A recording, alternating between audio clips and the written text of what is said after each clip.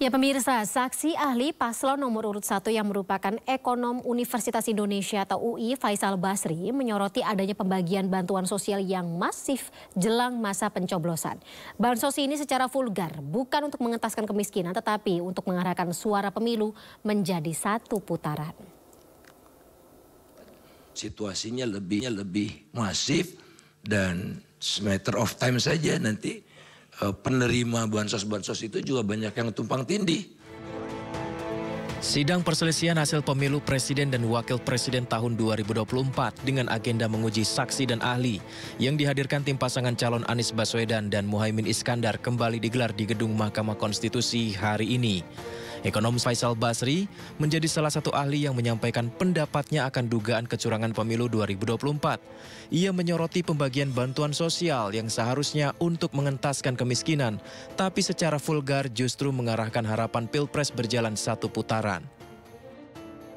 Mengingat 20% garis kemiskinan itu ditentukan oleh harga beras di desa, 17% di kota, maka pemerintah dengan bansosnya itu membantu orang yang miskin, tapi orang yang tidak miskin jadi miskin, tambah banyak. Dia memang cita-citanya bukan mengentaskan kemiskinan kalau begitu. Menaruh harapan agar suaranya bisa satu putaran. Dalam sidang MK hari ini, kubu paslon Anies Muhaimin mengajukan 7 ahli dan 11 saksi untuk menyampaikan pendapatnya. Tim Liputan iNews melaporkan.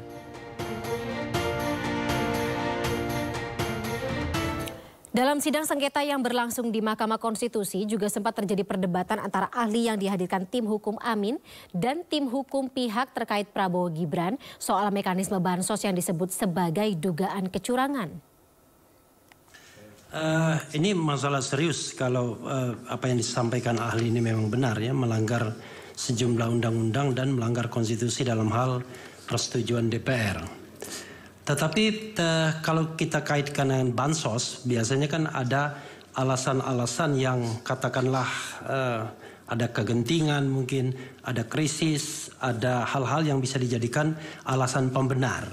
Nah, pertanyaan saya adalah apakah ahli melihat alasan pembenar untuk menyimpangi prosedur bahkan melanggar konstitusi dan undang-undang tadi ya. Kalau misalnya tidak ada alasan pembenar, ya mohon ditegaskan kembali lagi apa sih tujuan digelontorkannya bansos ini sekali lagi. Terima kasih Yang Mulia. Baik, tambah Yang Mulia. Ada satu lagi pertanyaan, silakan. Baik, terima kasih Yang Mulia. Pertama begini, ketika tadi ahli menjelaskan ada pengalihan mata anggaran bantuan sosial, kemudian diblokir oleh Kementerian Perekonomian. Nah, bagaimana sepengetahuan ahli mekanisme ketika ada pengambil alihan itu di dalam Undang-Undang Keuangan Negara? Apakah dalam sidang Mahkamah Konstitusi yang beragendakan mendengarkan keterangan saksi maupun saksi ahli memunculkan adanya hubungan antara perolehan suara paslon Prabowo Gibran dengan kerja Presiden Jokowi membagikan bantuan sosial di masa kampanye dengan metode yang dipaparkan. Tapi pertanyaannya mungkin kita harus eksersis lebih lanjut seperti kata saksi ahli Fit Adrison terkait dengan apakah memang benar Mahkamah Konstitusi dapat menerima keterangan ahli sebagai pertimbangan putusan. Kita akan bahas malam hari ini bersama dengan tim hukum Timnas Anies Muhaimin Zuhad Aji Firmantoro. Kemudian juga hadir Wakil Ketua Tim Pembela Prabowo Gibran Fahri Bahmid serta pakar hukum tata negara Profesor Juanda. Saya sapa terlebih dahulu, selamat malam Bapak-Bapak. Selamat malam Mbak. Selamat malam, Mbak. Baik, terima kasih telah meluangkan waktu untuk bergabung bersama kami dalam Sindo Prime di tengah ibadah bulan puasa malam hari ini. Saya langsung saja ke Mas Zuhad. Mas Zuhad, saya akan konfirmasi terkait dengan pernyataan dari ahli ekonomi Universitas Indonesia atau UI, Fit Adrison, yang mengatakan ada hubungannya antara pemberian bansos dengan peningkatan suara yang cukup signifikan atau ada perubahan suara yang cukup signifikan dari salah satu paslon. Kita bicara mengenai paslon nomor urut 2, langsung saja kita sebut. Iya, benar Mbak. Sejauh apa kalau datanya, kalau data yang disebut ini sejauh apa, prosentasenya sejauh apa? Iya, yang disampaikan oleh ahli tadi itu kan saintifik gitu ya, sama seperti ketika kita mempercayai data quick count misalkan gitu. Semuanya bisa dipertanggungjawabkan secara ilmiah, metodologis gitu. Nah, termasuk yang tadi disampaikan oleh Pak Fit Ederson, beliau berdasarkan ilmu ekonometrikanya berhasil menunjukkan kepada kita semua betapa gelontoran bansos itu berdampak signifikan terhadap perolehan suara paslon yang didukung oleh petahana. Dalam hal ini langsung kita sampaikan ke 02 yang didukung oleh Pak Presiden Joko Widodo melalui beberapa programnya seperti bansos, gitu Mbak. Oke. Nah, angkanya kan signifikan tadi. Secara metodologi ilmiah juga dapat dipertanggungjawabkan itu. Berarti yang disebut seperti tadi budget cycles atau pola anggaran yang mengikuti siklus ini tidak akan terjadi kalau Presiden Joko Widodo tidak mendukung salah satu paslon? Iya, Mbak. Jadi gini, dalam gugatan kita itu sebenarnya kan ada dua hal ya. Satu, kita ingin membuktikan bahwa prosedur pendaftaran Capres-Cawapres 02 itu bermasalah. Yang kedua, kita ingin membuktikan adanya presiden yang tidak netral atau presiden yang berpihak kepada salah satu pasangan calon yang kita tuduhkan hari ini adalah pasangan calon 02. Nah, salah satu cara membuktikannya kita adalah melalui mekanisme saintifik tadi. Pak Fit dalam perspektif keilmuannya, ekonometrikanya bisa membuktikan kepada kita semua, menunjukkan kepada kita semua bagaimana program yang dilaksanakan oleh pemerintah hari ini berdampak signifikan terhadap penambahan suara paslon 02. Nah, itu salah satu yang ingin kita tunjukkan betapa presiden kita hari ini tidak netral di dalam proses pemilu. Sehingga itu melanggar pasal 22E konstitusi kita. Gitu, Mbak. Baik, kalau begitu saya ke Mas Fahri. Mas Fahri, mungkin ada pertanyaan yang saat ini tentu saja menjadi sebuah pertanyaan terutama di kalangan masyarakat yang mengikuti jalannya sidang PHPU ini. Dari kacamata tim kuasa hukum Prabowo Gibran sendiri, kalau misalnya paslon nomor urut 2 ini bukan Pak Prabowo, bukan Mas Gibran, apakah menurut Anda dan juga tim kuasa hukum, Pak Presiden Joko Widodo tidak akan terlihat turut serta dalam kampanye atau tidak terlihat sering disebut dalam persidangan PHPU kali ini? Iya, jadi tadi banyak hal yang sudah kita ungkapkan dalam persidangan sebenarnya. Karena tadi juga seperti yang disaksikan bahwa dari paslon 01 mengajukan 12 ahli dan 12 saksi fakta dan 7 ahli tentunya. Semua sudah kita challenge ke pengadilan dan sudah kita mendalami ya semua aspek metodologi apa yang dipakai oleh para ahli itu dan seterusnya telah kita uji satu-satu tadi. Dan seperti yang terlihat ya atau seperti yang disaksikan bahwa memang ya namanya ahli ya punya pendapat, kita hargai saja bahwa itu adalah pendapat seseorang dengan basis analisis yang tentunya sangat berbeda. Tapi dalam soal bagaimana kesimpulan atas ahli itu kami punya pendapat dan kami punya kesimpulan. Kami tidak sejalan dengan pendapat yang dikemukakan oleh ahli itu karena sama sekali itu analisis yang sangat jauh, bias, sama sekali tidak menerangkan apa-apa antara kausalitas relasi hubungan yang lebih spesifik antara peristiwa yang konkret dengan apa yang diterangkan oleh ahli. Dengan demikian kami sangat meragukan semua keterangan ahli yang dihadirkan, 7 orang semua itu kami tidak ada yang kita pakai, tidak ada yang kita nilai sebagai sesuatu yang berharga tentunya. Why? Jadi iya, karena itu tadi ahli misalnya tentang ekonomi metrik tadi. Walaupun ada datanya Mas Fahri, walaupun misalnya ada datanya disebut. Datanya itu kan analisis. Analisis itu kalau ketika kita bawa kepada misalnya begini ya, ekonomi metrik itu dia menganalisis satu kabupaten misalnya yang kalau 2-3 kali pilpres itu Pak Prabowo itu suaranya stagnan ya, tidak ada kenaikan dan seterusnya. Lalu hari ini kalau misalnya dianggap bahwa karena berkaitan dengan adanya Presiden Jokowi, lalu akhirnya suara itu menjadi melompati atau naik di atas target rata-rata misalnya kayak gitu. Ini kan sebenarnya sangat susah untuk kita mau kembangkan atau kita mau kumpulkan sebagai satu kesimpulan ilmiah, kan? Bagaimana bisa seperti itu? Makanya tadi Pak Yusril mencoba mendalami hal itu, atau juga mungkin teman-teman yang lain mencoba untuk mendalami hal itu dari perspektifnya yang terpisah, tapi sama sekali juga tidak bisa menjelaskan apa-apa. Ya, tapi itulah pendapat ahli. Kami hargai saja sebagai satu produk akademik, kita menghargai. Tapi bahwa untuk menjelaskan atau membuat persidangan ini menjadi terang, itu sama sekali tidak menerangkan apa-apa yang sifatnya bisa membantu agar persidangan ini bisa menemukan satu fakta yang terang berkaitan dengan soal itu. Itu seperti itu sikap kita.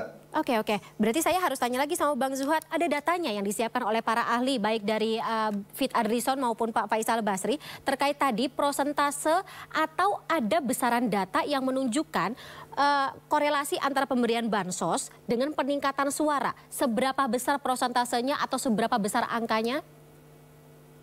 Oke, saya sarjana hukum bukan sarjana ekonomi atau statistik, sehingga untuk mendalami soal ekonometrika yang terangkat Pak Afid tadi, saya tidak berani sedalam seperti yang dikomentari oleh Bang Fahri Hamid gitu ya.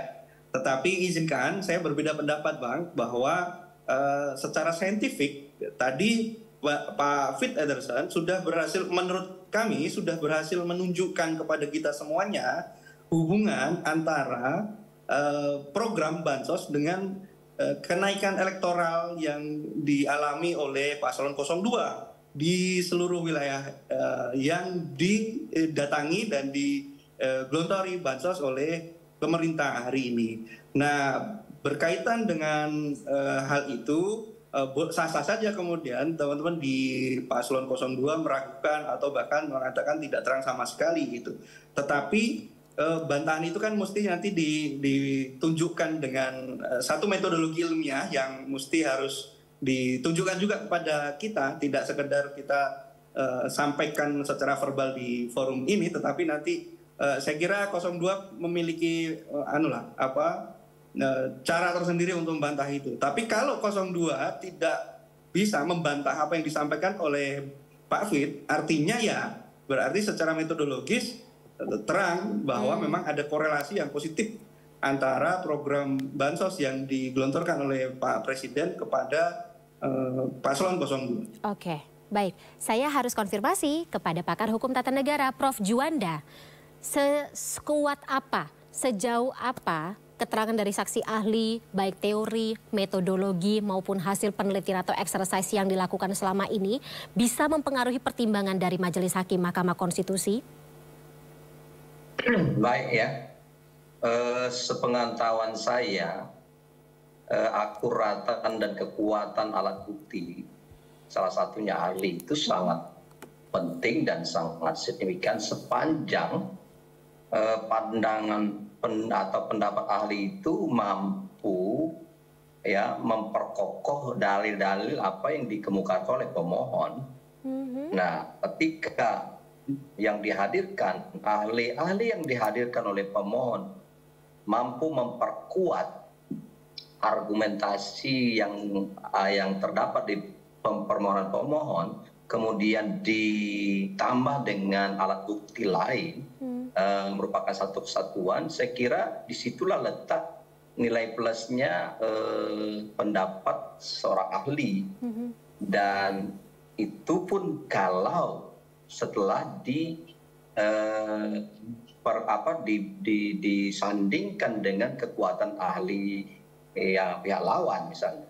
Nah, selama ini kan baru 01. Ketika pada saatnya nanti ahli dan saksi termohon akan dihadirkan, terus 02 sebagai terkait pasti akan tidak sama dengan para pemohon.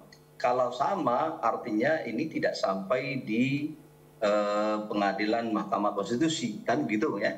Nah, jadi wajar dari dua pandangan tadi Bang Fahmi dan Pak Sahaji tadi, memang terjadi perbedaan. Itulah namanya memperjuangkan posisi yang sangat berbeda ya, atau pendekatan yang berbeda. Sebenarnya tujuannya sama-sama mencari keadilan.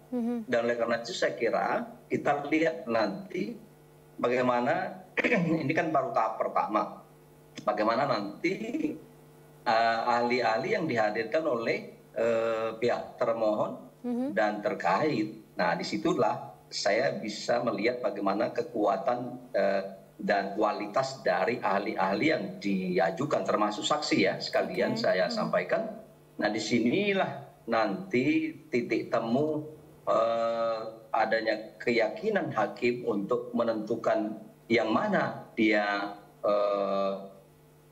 bisa menerima dan mana yang tidak bisa dia terima. Saya kira demikian. Oke. Jadi tidak hanya bergantung pada keterangan dari saksi ahli, tetapi juga harus mempertimbangkan keterangan-keterangan dari pihak-pihak lain maupun juga alat-alat bukti yang dihadirkan, termasuk salah satu saksi yang tadi kita bersama lihat dihadirkan, tapi tidak berani untuk menyebut nama. Misalnya kalau mendapat intimidasi dari salah satu pihak seperti itu karena takut keselamatannya terancam. Prof. Juanda, kalau dari kacamata Anda, apakah itu bisa lagi-lagi dianggap sebagai alat bukti yang cukup kuat ketika tidak bisa menyebut nama? Kalau dari argumennya tim kuasa hukum Prabowo Gibran, ini bisa jadi fitnah. Tapi kalau misalnya dari sisi saksi, takut keselamatannya terancam. Iya, saya kira begini, memang di Indonesia ini masih terjadi ancam-mengancam itu saya kira benar terjadi. Dan rasa takut itu pasti ada ya. Ini memang merupakan sebuah PR kita bersama ke depan bagaimana LPSK itu berfungsi ya. Saya lihat atau memang ada sebuah strategi khusus supaya benar-benar saksi siapapun yang dihadirkan oleh tim kuasa hukum di pengadilan itu bebas, mandiri dan tentu secara jujur menyampaikan apa menjadi kesaksiannya. Tetapi ketika itu dia sampaikan adalah rasa takut, ini saya kira merupakan sebuah deskripsi bahwa seseorang itu belum bisa mengungkapkan secara jujur, secara independen dan mandiri dari apa yang dia lihat. Dan ini saya kira ada sangat disayangkan sebenarnya kalau masih ada saksi yang demikian ya. Tetapi bagaimana kesaksian dari saksi yang demikian? Saya kira memang menurut saya ada sedikit yang mungkin terjadi kelemahan-kelemahan atau tidak semua dia bisa dia ungkapkan. Oleh karena itu ketika seseorang saksi tidak bisa secara bebas mengungkapkan apa adanya, tapi bukan mengarang ya, tapi ya, apa yang dilihat, apa yang didengar, apa yang disaksikan sendiri misalnya tidak bisa dia ungkap secara bebas, maka saya kira ini kualitas dari saksi ini kurang bisa efektif untuk mengungkapkan atau membantu dari dalil-dalil siapa yang menghadirkan itu. Saya kira ini sangat kita sayangkan kalau memang itu terjadi. Mudah-mudahan ini adalah tidak mempengaruhi yang lain. Tetapi paling tidak menurut saya antara saksi dengan ahli itu dia merupakan sebuah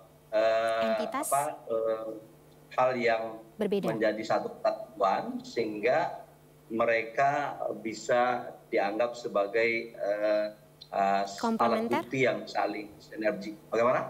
Iya, antara saksi biasa dengan saksi ahli bisa jadi sebuah alat bukti yang komplementer satu sama lain, melengkapi satu sama lain. Oh iya, jadi kan begini, di mana saja namanya dalam hukum acara apapun minimal 2 alat bukti.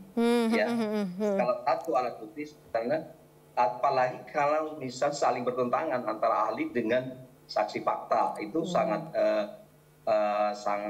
bahaya ya. Tapi minimal saya yakin harus satu jalan ya. Tim 01 siapapun yang menghadirkan sudah biasanya memberikan guidance atau menggali apa yang dilihat, apa yang didengar kalau itu saksi fakta. Dan juga tentu sebelum menghadirkan ahli juga kan ada sebuah investigasi pendalaman tentang apa yang diinginkan diungkapkan. Oleh karena itu saya yakinlah semua tim hukum ini bukan tim hukum cawe-cawe ya. Jadi saya yakin semuanya orang-orang hebat dan berpengalaman. Saya kira sudah mafhum yang seperti itu. Tapi tinggal bagaimana soalnya di ahli atau si saksi itu sendiri penampilannya di dalam muka persidangan. Sebab tidak semua orang, jangankan baru sekali ya, seorang profesor pun kalau baru jadi ahli di depan itu belum tentu dia lancar dan bisa secara bebas. Saya kira demikian. Baik. Prof. Juanda, Mas Fahri dan juga Bang Zuhad, kita jeda sesaat dulu kalau begitu ya. Pemirsa tetaplah bersama kami, Sindo Prime masih akan segera kembali. Kita sama-sama dalami dialog terkait dengan bagaimana jalannya sidang MK atau sidang di Mahkamah Konstitusi hari ini. Tetaplah bersama kami. Pemirsa, saksi ahli kubu Paslon nomor urut 1, Fit Adrison yang merupakan ekonom UI mengatakan bantuan sosial atau bansos yang digelontorkan pemerintah jelang pelaksanaan Pilpres ini berpengaruh positif pada perolehan suara paslon urut 2. Berbeda dengan pertumbuhan ekonomi, Fit mengatakan bansos itu bisa diklaim sepihak. Yang berikutnya, bagaimana hubungan bansos, kemiskinan, dan perolehan suara petahana atau kandidat yang didukung oleh petahana? Saya melakukan exercise yang bisa diverifikasi. Kesimpulannya adalah ada bukti statistik yang kuat dan konsisten untuk menunjukkan hubungan positif kemiskinan dengan persentase perolehan suara petahana yang implikasinya. Pertama, kebijakan pemerintah yang ditargetkan kepada kelompok masyarakat miskin seperti bansos akan meningkatkan perolehan suara petahana atau kandidat yang didukung petahana. Sebagai ilustrasi, di tingkat provinsi yang kemiskinan sekitar 10%, maka akan ada peningkatan. Kita lanjutkan kembali pemirsa, dialog bersama dengan para narasumber malam hari ini. Masih bersama kami Bang Zuhad Aji Firmantoro, Mas Fahri Bamit, serta Profesor Juanda. Baik, karena saya tahu agenda Mas Fahri sangat sempit, saya langsung saja ke Mas Fahri. Ini juga disebut tadi oleh saksi yang dihadirkan oleh paslon nomor urut 1 terkait dengan kebijakan Presiden Joko Widodo. Pemberian bansos ini dinilai sedikit miss dari urgensinya, baik secara urgensi maupun secara anggaran yang notabene memang berdasarkan hitung-hitungannya meningkat dengan cukup tajam per Januari 2024. 1 bulan jelang pencoblosan pemilu 2024. Tanggapan dari tim kuasa hukum atau mungkin counter argumennya, mengingat Menko Perekonomian, Mensos, Menkeu, dan juga Menko PMK akan dipanggil dalam kesempatan persidangan berikut? Iya, kami sudah mengkaji hal itu terkait dengan isu ini yang ada dalam dalil yang dikemukakan oleh pasangan 01 kami sudah mengantisipasinya. Dan barangkali mungkin nanti sangat membantu kalau Menteri Sosial akan dihadirkan oleh Mahkamah Konstitusi untuk menjernihkan persoalan ini. Kami juga tidak berkepentingan apa-apa. Kalaupun nantinya mahkamah berkepentingan untuk mendapatkan informasi yang clear dan tuntas sekaitan dengan insinuasi yang dialamatkan kepada pasangan 02, silakan saja. Tapi nanti kami akan melakukan counter argumen, kemudian counter bukti dan seterusnya. Itu yang pertama. Yang kedua, terkait dengan kebijakan atau polisi anggaran pemerintah pusat yang berkaitan atau sepanjang berkaitan dengan menggelontorkan anggaran kepada bantuan sosial dan seterusnya, itu sebenarnya itu salah satu kebijakan yang konstan dari tahun-tahun sebelumnya. Itu juga pun hasil rapat dan risalah rapat dalam di DPR RI itu sudah kami siapkan nantinya sebagai counter alat bukti ya. Jadi untuk melihat irisannya seperti apa dan untuk melihat apalagi namanya perbedaannya di mana. Apakah memang ada segregasi berkaitan dengan kebijakan itu atau tidak. Tapi sebagai satu kesimpulan, karena mohon maaf saya tidak bisa membersamai kita sampai dengan tuntas, sebagai kesimpulan bahwa kami telah menyiapkan semua itu sebagai alat bantu untuk nantinya membantah seluruh argumentasi ataupun analisis yang dibangun oleh para ahli yang tadi. Sebagai kesimpulan kami tidak sangat-sangat meragukan dengan analisis ataupun keahlian yang sudah disampaikan di depan persidangan yang tadi, karena kami juga mengikuti secara tuntas dan tentunya mengizinkan kami nantinya untuk pada forum yang lain pada hari Kamis untuk menyampaikan hal yang sebaliknya, untuk mendudukkan persoalan ini untuk bisa menjadi lebih clear dan lebih jernih, agar nantinya itu menjadi bahan agar Hakim Konstitusi dapat mengeluarkan putusan yang objektif berkaitan atau sepanjang berkaitan dengan dalil yang sudah dikemukakan. Mungkin demikian Mbak, saya mohon maaf tidak bisa membersamai sampai dengan selesai. Baik, jadi tidak apa-apa ya, empat menteri akan dihadirkan, dianggap Mensos bisa mengklirkan semua polemik yang saat ini sedang berlangsung ya. Baik, Mas Fahri terima kasih banyak atas waktunya. Terima kasih. Kita masih akan teruskan waktu bersama dengan Prof. Juanda dan juga Bang Zuhad. Bang Zuhad, kalau begitu saya ke tim kuasa hukum atau tim hukum Timnas Amin ketika tadi, ya seperti yang sudah saya tanyakan kepada Mas Fahri, 4 menteri, baik 2 Menko maupun 2 menteri, Menko PMK, Menko Perekonomian, Menkeu dan juga Mensos akan dihadirkan. Tapi tadi dari katanya atau dari Wakil Ketua Tim Hukum Prabowo Gibran sendiri menyatakan Mensoslah justru sosok yang akan dipercaya akan bisa memperkuat argumen yang disampaikan oleh tim kuasa hukum Prabowo Gibran. Dari pendapat Anda bagaimana atau dari perspektif Anda bagaimana?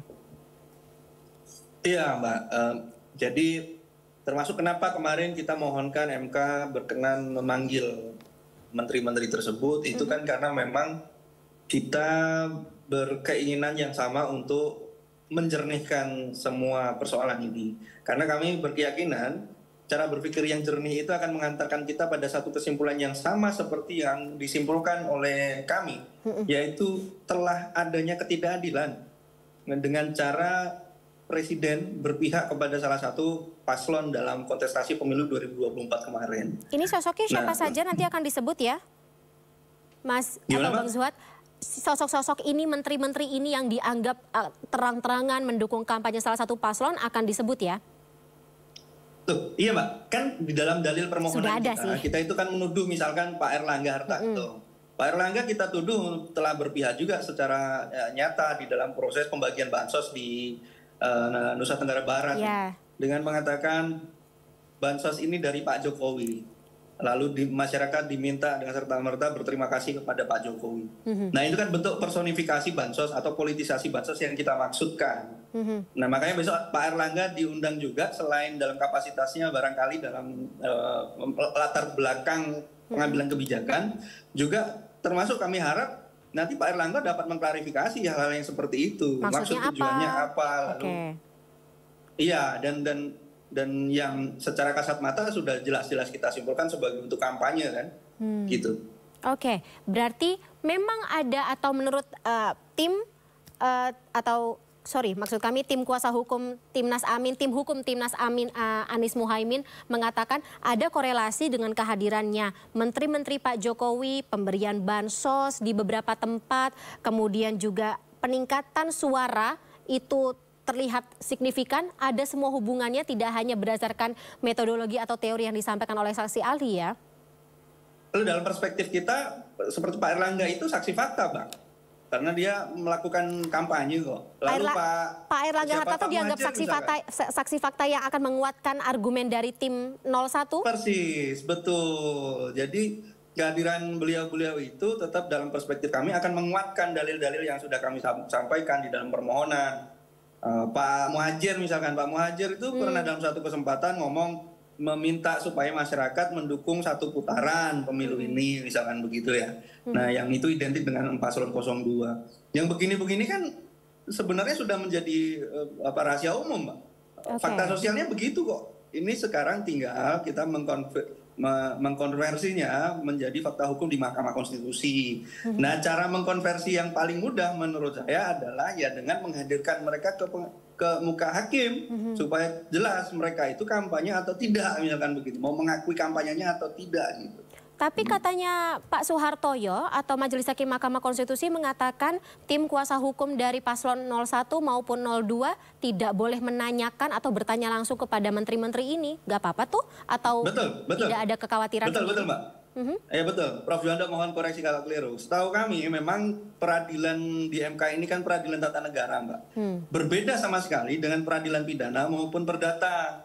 Asas hakim di dalam peradilan Mahkamah Konstitusi ini kan asas pasif aktif dia. Di satu sisi pasif karena dia memeriksa, tapi aktifnya kemudian dia diminta untuk mendalami perkara dalil-dalil yang kita sampaikan atau bukti-bukti yang kita sampaikan juga. Jadi hakim itu di dalam proses peradilan Mahkamah Konstitusi justru wajib menggali lebih jauh, lebih dalam persoalan yang kami disampaikan di muka persidangan itu. Nah, salah satunya ya dengan memanggil ini, Mbak. Kan tadi dijelaskan oleh hakim. Memang permintaan kami 01 ditolak, tetapi karena keperluan dari hakim, maka menteri-menteri ini dipanggil. Itu yang disebut asas aktif dari hakim itu, Mbak. Jadi hakim di dalam Mahkamah Konstitusi itu memiliki hak, bahkan kewajiban mungkin untuk mendalami secara serius dalil-dalil yang disampaikan oleh para pemohon. Dan secara logikanya berarti perspektif dari majelis hakim adalah perspektif yang sama digunakan oleh pihak-pihak yang terlibat. Oke, baik. Prof. Juanda mungkin bisa kami di-enlight lagi terkait dengan kekuatan, maksudnya ini sekelas menteri dihadirkan sebagai saksi fakta. Apa yang kira-kira bisa kita kita lihat dari keterangan-keterangan keempat menteri ini, apakah akan bukan mengubah sih saya menyebutnya ya, apakah akan membuka fakta-fakta baru, membuka tabir terang terkait dengan betul atau tidaknya kecurangan atau dugaan kecurangan yang terjadi selama pemilu 2024 berlangsung? Iya, saya kira begini ya, kita lihat kenapa menteri-menteri ini dihadirkan. Nah, yang minta dihadirkan itu kan tim hukum 01. Iya. Nah, artinya kenapa tim hukum 01 saya menilai ya bahwa paling tidak 01 ini ingin menguatkan dalil-dalil yang mereka ungkapkan di permohonan mereka. Nah, ini saya kira saya sampaikan juga memang di dalam hukum acara Mahkamah Konstitusi memang ada disebut dengan pasif aktif. Nah, kenapa dia aktif? Ini kan sebuah prinsip aktifnya. Kalau itu untuk kepentingan publik, kepentingan umum, nah hakim boleh aktif untuk menggali, termasuk dalam hal ini katakanlah walaupun memang itu diusulkan oleh 01, tetapi direspon oleh hakim, tetapi 01,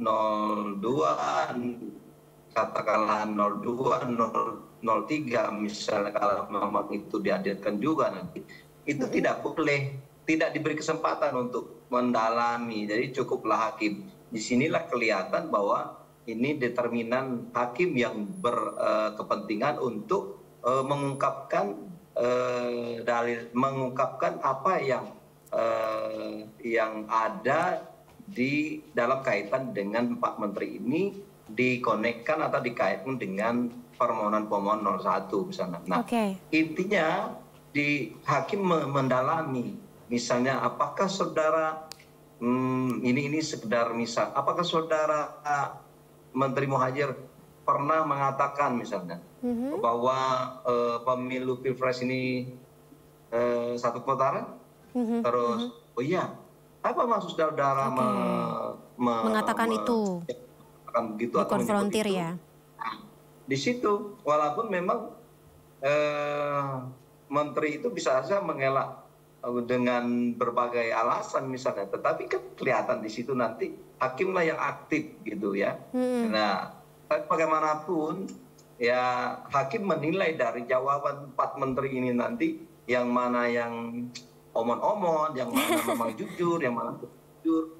Nah, disitulah mungkin terkuatlah semua persoalan ini. Saya kira hakim ini kan tentu kalau memang menggunakan sisi cermat, teliti, mereka bisa ya untuk diandalkan. Saya kira itu. Baik, ingatkan saya lagi, Prof. Apakah para menteri ini berhak untuk menolak panggilan dari Mahkamah Konstitusi dihadirkan sebagai saksi? Ya kalau misalnya kita bisa bilang kalau dalam persidangan pidana, menteri-menteri atau sekelas menteri-menteri ini bisa dibilang jadi saksi kunci. Tapi apakah mereka bisa atau berhak untuk menolak? Atau ketika sudah berada dalam persidangan, berhak untuk menolak menjawab sebuah pertanyaan? Ya kalau memang bukan menolak, tidak menjawab pertanyaan dengan alasan misalnya dia paling tidak tahu atau di luar dari pengetahuan dia, itu hak memang orang saksi, tidak bisa dipaksa. Tetapi kalau misalnya menteri ditanya apakah menteri boleh menolak undangan atau panggilan dari hakim, saya kira itu tidak boleh. Dan itu wajib tetap diwajibkan ya. Jadi ketika sudah ada panggilan. Sudah ada panggilan dari Mahkamah Konstitusi, 4 menteri ini, Menko Perekonomian, Menko PMK, Menkeu, dan juga Mensos wajib datang ya, Prof? Wajib datang, itu kan perintah undang-undang. Undang-undang tidak bisa, saksi itu kan penting, dan itu kalau tidak, itu bisa dipidana. Oke, baik. Baik, Prof Juanda dan juga Mas Zuhad, terima kasih banyak atas waktunya dalam dialog di Sindopre malam hari ini. Sidang masih akan dilanjutkan besok ya, kita akan lihat saksi-saksi. Oke, saya harus konfirmasi kepada Mas Zuhad, untuk besok saksi yang akan dihadirkan atau besok ini sidang akan dengan agenda akan mendengarkan keterangan dari besok pembuktian kosong Pak dari tim hukumnya Pak Ganjar Mahfud. Besok dari tim nasional dari tim hukum Ganjar Mahfud 03 ya? Baik. Ya, baik, berarti benar. gantian besok ya dari 03 kira-kira akan ada fakta-fakta seperti apa yang akan dihadirkan dalam persidangan. Kita akan bahas lagi besok. Terima kasih banyak sebelumnya Mas Zuhad dan juga Prof. Juwanda atas waktunya malam hari ini. Terima kasih, Prof. Sampai ketemu lagi dan kesempatan. Sampai jumpa.